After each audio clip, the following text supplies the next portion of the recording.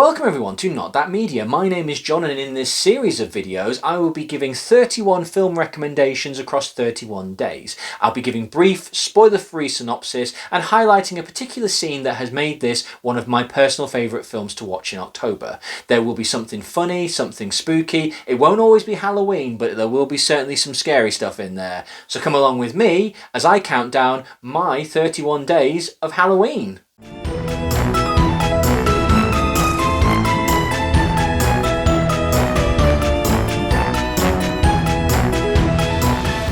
In 1992's Death Becomes Her, when a novelist loses her man to a movie star and former friend, she winds up in a psychiatric hospital. Years later, she returns home to confront the now married couple looking radiant. Her ex-husband's new wife wants to know her secret and discovers that she has been taking a mysterious drug which grants eternal life to the person who drinks it. The actress follows suit, but discovers that immortality has a price. Death Becomes Her is a fantastic film, and sadly I think an underrated and somewhat forgotten horror movie. It is comedy horror, but I do put it firmly in the world of horror.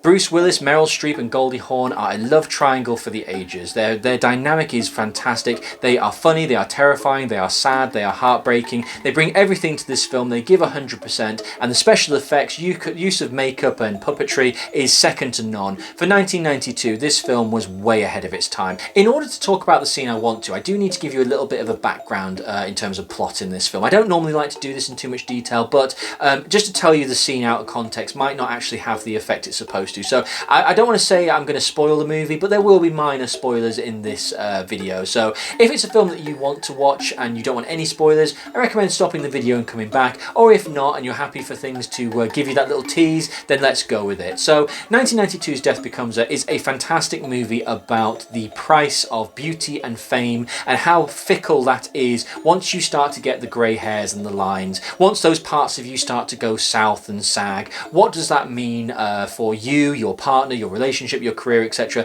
Death Becomes Her likes to hold up a little bit of a sarcastic mirror to that concept of youth in Hollywood, and I find it actually quite interesting that in 2024 a lot of the themes and ideas of the failing actresses, the actor who is falling out of the public eye, what is she willing to do to recoup her youth, recoup her beauty so she can continue to get in the starlight and maintain a persona on screen as long as she can. I think in this world now of social media and reality television, I find Meryl Streep's character actually more relevant than perhaps ever before, so I would recommend the film based purely on that logic. But the film revolves around an elixir of eternal life. Meryl Streep's failing actress buys this elixir from a mysterious woman after she's referred to her by her plastic surgeon who can no longer do any work on her, and the woman tells Meryl Streep that this comes with a price.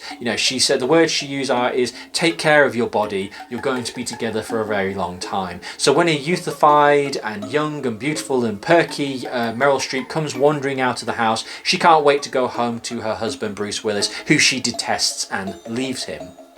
What she doesn't realise, of course, is that Bruce Willis's old lover and her old friend Goldie Hawn's character has returned and now is young and beautiful also, and intends to snatch her man back from her old friend, and has a fantastic idea that she starts to put together with Bruce Willis to murder Meryl Streep's character. They will make it look like an accident, they will poison her and drive her off a cliff, and everything will be fine, everything's great. So whilst they're starting to plan this murder, Goldie Hawn goes home, Bruce Willis is waiting for Meryl Streep. Meryl Streep appears in this young, the makeup effects are very good. They make all three actors look considerably older than they were at the time, and a combination of CGI, practical effects, etc. They youthify all of them, so it looks really good when it happens. It's very, very well done and stands up very well. But after a heated argument between Bruce Willis and Meryl Streep, it ends up with Meryl Streep accidentally falling down the stairs and breaking her neck.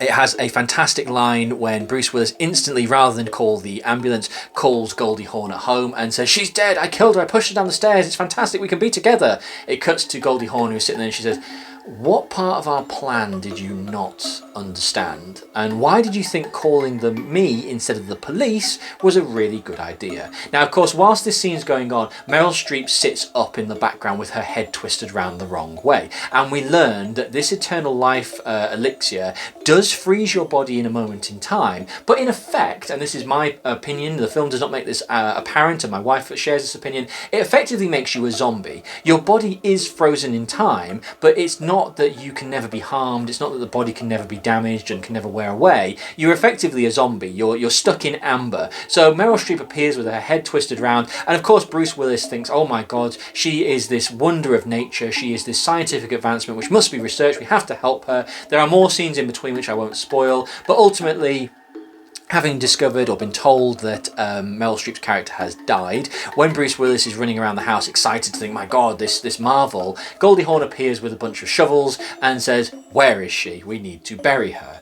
And of course, when Meryl Streep comes down the stairs looking young and attractive because he has done his magic from a plastic surgery perspective to make everything look okay, it's instantly clear that something is very wrong. Now, Meryl Streep, having listened to the whole conversation about the betrayal and the murder, returns the favour to Goldie Hawn by pointing a shotgun into her stomach and blowing her out of the window, quite literally into the pool.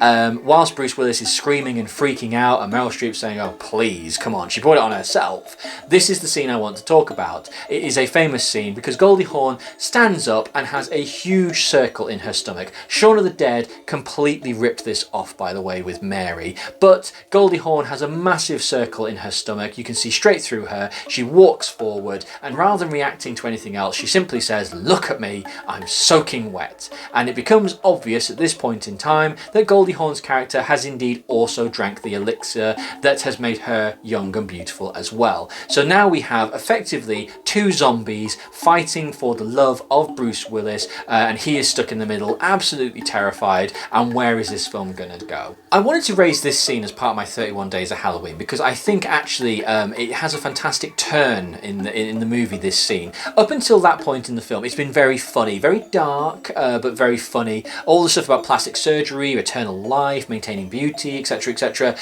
It's all very, very funny. Even when Meryl Streep's character falls down the stairs, as horrifying as that might sound, it is played for laughs. It is presented as something funny. But as soon as Meryl Streep turns around with the shotgun and blows Goldie Hawn's stomach out and she goes launching into that pool, the film changes from comedy into comedy horror. It is a horror scene. The way she comes out of the water is horrific. It has now become a proper comedy horror. And I think films sometimes struggle to do that. That kind of change. It can either be one or the other. It's either funny or scary. This actually is a moment where I think, because it's a 12, if you were relatively young when you saw this film, it probably would frighten you quite a lot. It's a great time. It's really funny. It's got some great, as I say, mirror reflecting back on itself in terms of the Hollywood politics. It's a really strong film. I really recommend you watch it. It's a great time. So until next time, stay scared. Look at me, Ernest. Just look at me. I'm soaking wet.